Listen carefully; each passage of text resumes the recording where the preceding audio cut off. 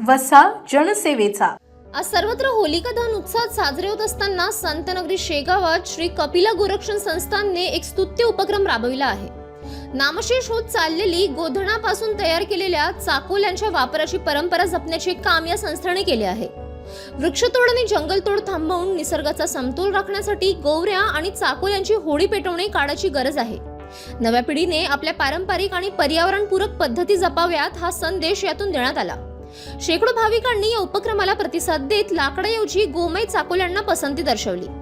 कपिला गोरक्षणाच्या या पुढाकारामुळे प्रदूषणाला आळा बसून पर्यावरणाचे रक्षण होण्यास मोठी मदत होत आहे। होळीचं महत्त्व जे आहे आपल्याला माहीतच आहे।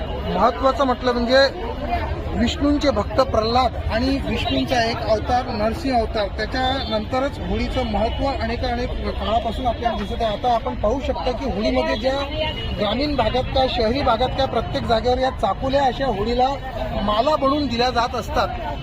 या इथं एक शेगावमध्ये जे एक कपिला गोरक्षण संस्थान आहे त्यांनी या मालांचा उपयोग इथं केलेला आहे आणि आपण आपल्यासोबत त्यांचे काही पदाधिकारी आपण त्यांना विचारूया की त्यांच्या मनामध्ये ही संकल्पना कशी आलेली आहे, काय म्हणसाल याबद्दल आपण?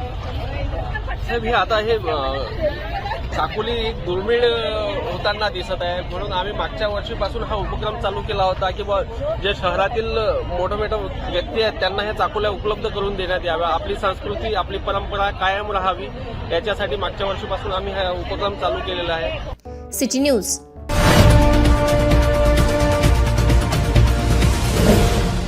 सिटी न्यूज वसा जनसेवेचा।